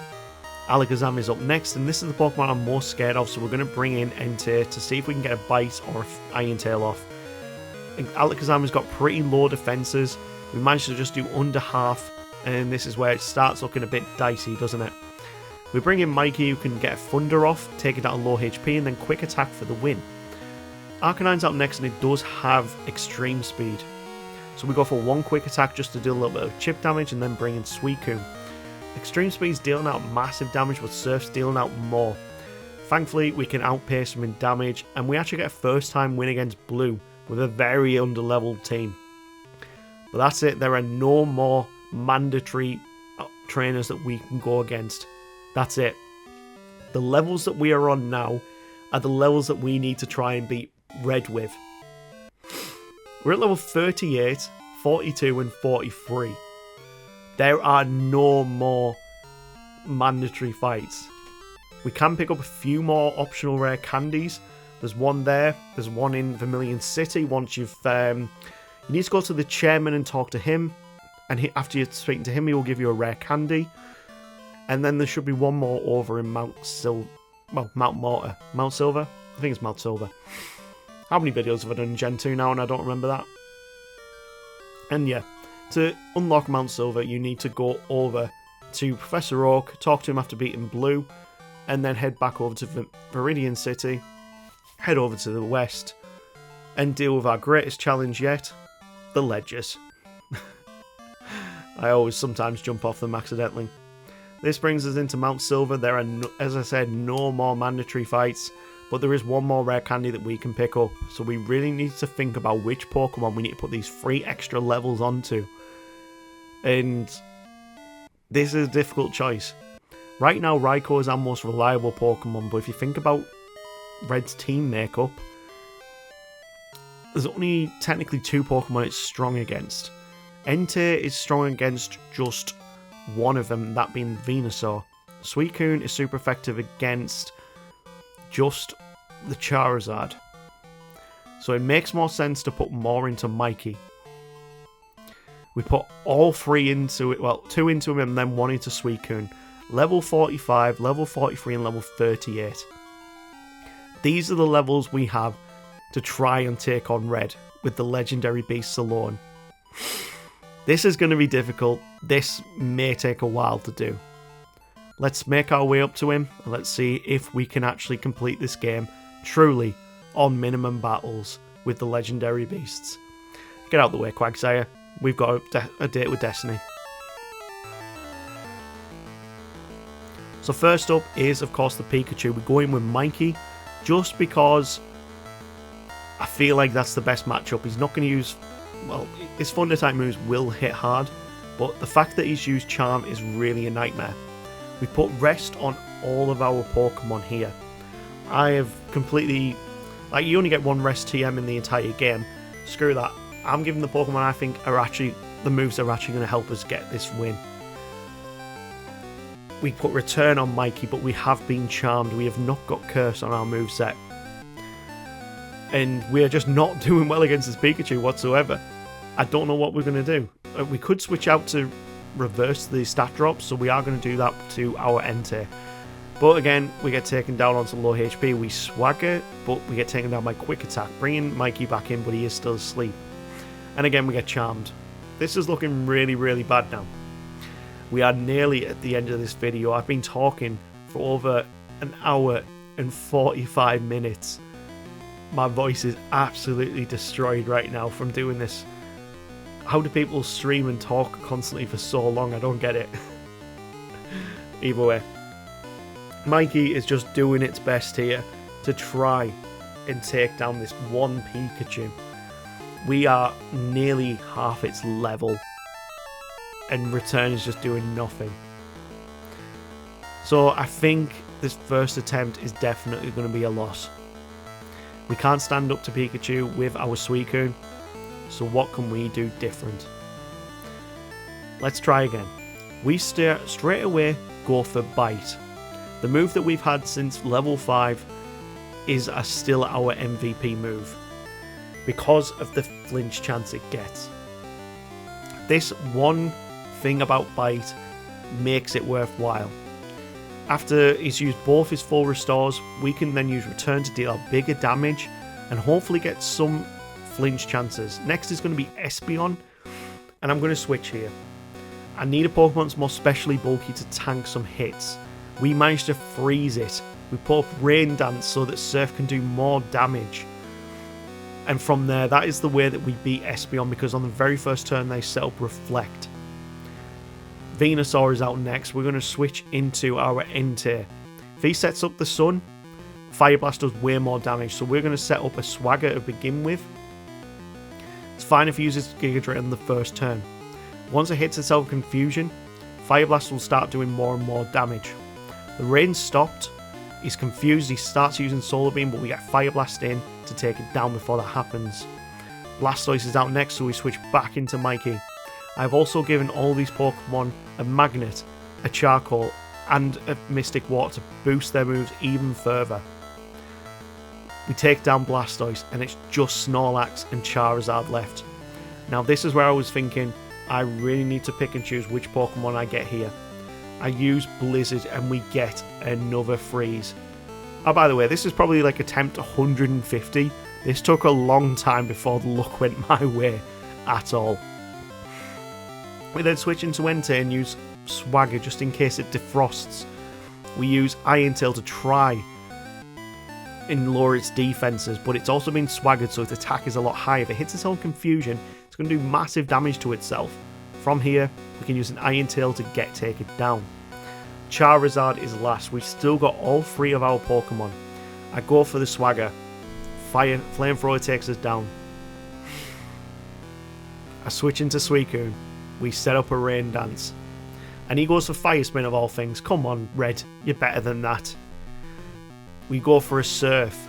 Wing Attack does huge damage. Surf does half HP even with the Rain up. This is not looking good, but there's another good thing about the Rain being up. Because Suicune goes down. With the Rain up, Thunder hits every single time. And that's what we needed. We beat Red on minimum battles with the legendary beasts only. I don't have to tell you that this was an incredibly difficult run.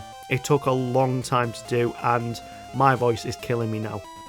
Let's give a big thanks to Leo Wendo's Bushi, our Entei, SMP, our Suicune, and Mikey, our Raikou. I'll give the King's Rock to Suicune, that makes sense. And the Quick Claw to Mikey, yeah, that makes sense as well. We didn't even need the Magnet or Mystic Water. If you've got to this point in the run, you've watched near enough a feature-length film on this topic, I really appreciate you guys still being here at the end of the video. Please smash that like and subscribe, guys. Let me know what other types of challenges you want to see. And just have a chat to me in the comments. Really appreciate you guys being here. Take care, we'll see you tomorrow for another challenge video.